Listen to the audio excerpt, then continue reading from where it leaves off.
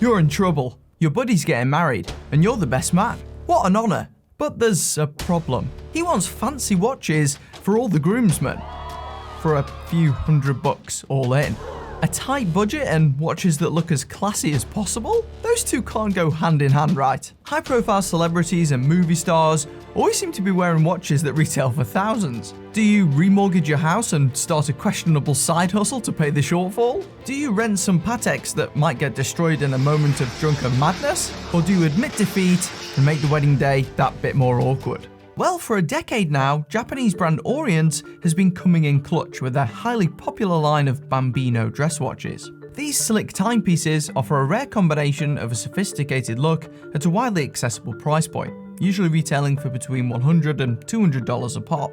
They might lack some luxury features and don't have the finest finishing when viewed on a macro level, but they easily exceed their modest price tag at a glance, which is what matters most at dressy events, right? Perhaps the only thing impairing the elegance is the proportions.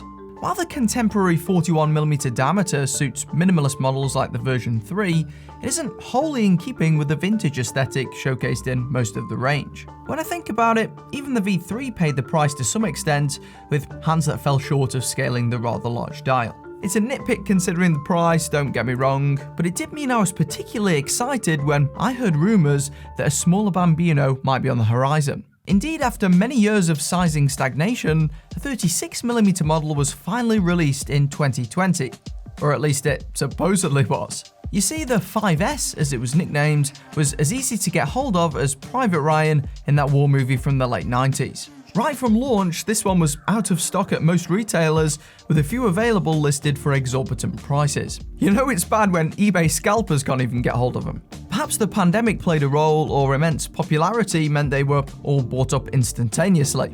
After a few months though, I gave up, as the hype for what felt like a paper launch had subsided significantly at that point. Then a few weeks ago, an interesting email hit my inbox. It was from TUS Watches, a popular Orient specialist based in the UK. Apparently, Orient had a 38mm version of the Bambino ready for imminent release, and this time people were supposedly going to be able to get hold of one.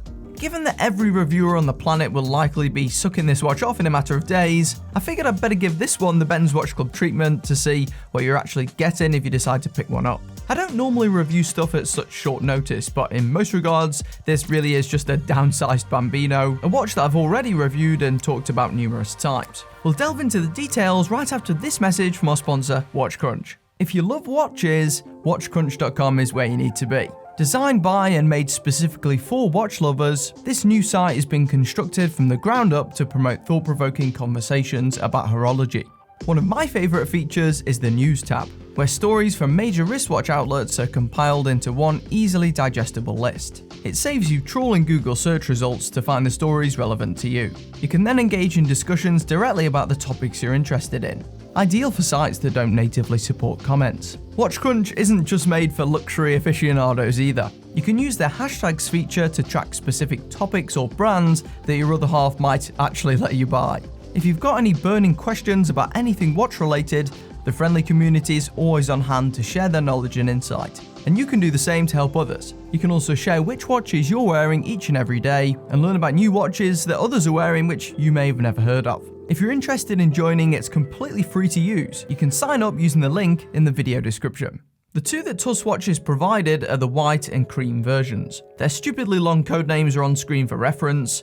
For convenience as well, we'll call the white one the 3S and the cream one the 4Y. These are the 2-digit identifiers sitting within those code names. If you want to check them out on the TUS website, you can do so in the video description. For international viewers, they do ship internationally as well. Here they are adjacent to my existing 41mm Bambino V3. While they obviously look related, I have to say their profiles are a little different than I anticipated. These newer models are thicker than their brother, with an additional millimeter in height taking them to 12.5mm. I love slim watches, especially dress watches, though I must say from a side-on angle, the older Bambinos have always looked a bit top-heavy. The gigantic dome is perhaps a little overkill when paired with the otherwise super thin case.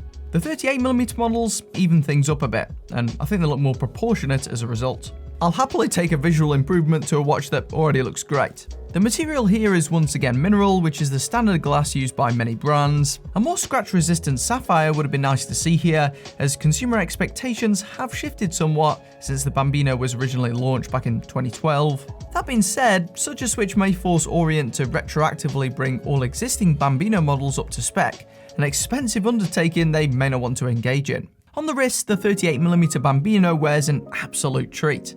For most wrist sizes, I think this will look better than the original, which was a tad flat and wide. The lug-to-lug is the real difference maker, shrinking from 46.5mm to just 44mm this time around, meaning the chances of overhang are substantially lower. Because those lugs don't taper sharply either, it shouldn't cause issues for larger arms if you're after a viable compact watch. Design-wise, the new variants are like miniature versions of the V4, with similar hands and markers, but colorways taken from the V1 and V3. Together with a conical crown, this setup gives the Bambino 38 lineup a classic look that's simple yet handsome. The white 3S is actually halfway to silver, with a shiny sunburst dial that's just as nice as before. It's not the most legible, as the indexes and hands are also silver, but it does provide a desirable monochrome look which makes outfit pairing a walk in the park. If I were buying the Bambino, I'd probably go for this one. I requested to also look at the 4Y, as I've noticed previously that many watch brands fail to capture cream dials accurately in their stock images. I figured it could be helpful to show you guys this one on tape, and I'm glad I did. The hands aren't as bright in person as in the product shots, instead appearing as a very dark navy. Additionally, the dial has less of a peachy hue to the naked eye and has a greener tone, forming more of an off-white appearance, as opposed to the cream listed. Unlike the rest of the lineup, this one has a matte finish, and while it looks fine, I don't think it exudes as much of a premium touch. It seems more vintage, but is simultaneously a little more basic. There are two more colours currently available which I couldn't get my hands on. It'll be interesting to see if Orient expands this range in the future, or whether they'll stick to just this one style, as they did with the 36mm variant. Thankfully, these 38mm options avoid some of the pitfalls that hindered the previous larger iterations. All of the hands pleasingly stretch to their markers, and shockingly, the lug width is a much more strap-friendly 20mm, a standard size that unlocks a world of possibilities. Do these straps need replacing though? Well, visually, I think both do an excellent job of matching the theme. The brown crock fitted to the cream watch is particularly complementary to the dial. Nevertheless, the quality across the board is passable at best. They feel plasticky both in the hands and during usage. For a while, the glossy finish on the brown band made a squeaking noise as it rubbed against the lugs. I think personal taste and fussiness will determine whether these are keepers, as they are very much on the cusp. Outside of that, the case finishing is of an identical standard to previous models, meaning it's serviceable for the price but not top tier. I've seen better from some Chinese micro brands, but they're still superior to most low quality fashion watches, which look like they belong in a kid's toy box.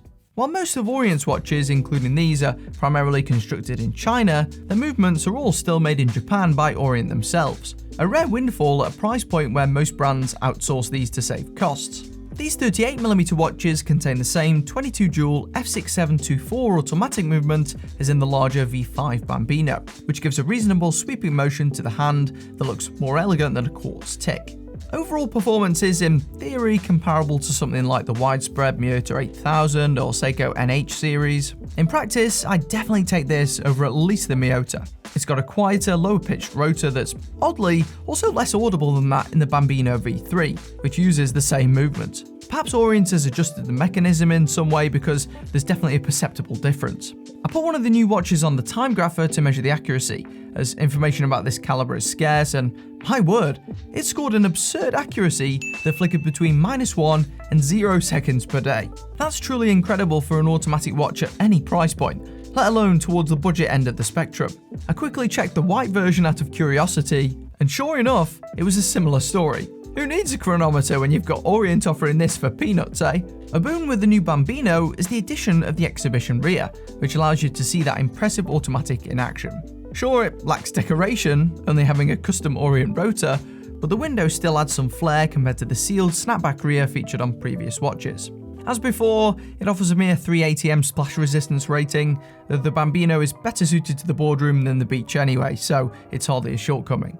Nevertheless, I couldn't help but think back to that 38mm Bambino killer that I featured a while back.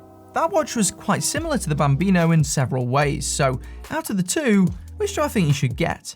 Well, on paper, the choice is obvious. That open heart watch was built of the same stainless steel, but also came on a solid link steel bracelet, had a superior sapphire crystal, standardized lugs which weren't present on the previous Bambinos, and improved water resistance. Even so, I found myself far more drawn to this new release. On wrist, this feels like it's punching above its weight class, whereas the open heart models still felt more like an entry-level piece due to its inferior finishing and less attractive dial. The latter is also getting harder to come by, with prices sitting substantially higher than when I reviewed it, making it less tempting. While we're on the subject, let's talk pricing for this new release. It's currently retailing for a chunk more than the legacy models. Right now, TUS Watches genuinely has the best price that I've seen at £176 or just over $200. Though some sites are charging closer to the $300 mark for this one. I'm unsure whether this is an initial supply and demand thing, or whether Orient's trying to pull a Seiko and move more upmarket with higher RRPs. Either way, at least this piece is more buyable than the elusive 5S, which has only recently returned to some digital storefronts after a 2-year hiatus. Honestly, I'm surprised that this watch even exists. Orient are a pretty non-communicative company. It genuinely shocks me that they've actually listened to feedback for once. Nevertheless, if you think a 41mm Bambino will fit you equally well, it's probably worth saving some cash and going for one of those. Otherwise, I think the small changes made this the new go-to entry-level dress watch, despite the price bump. The only competitor that looks this good for this much money is probably the German-made Junkers Bauhaus watch that you can discover on screen. That one is beautiful, but it has some major trade-offs that you can learn about right now.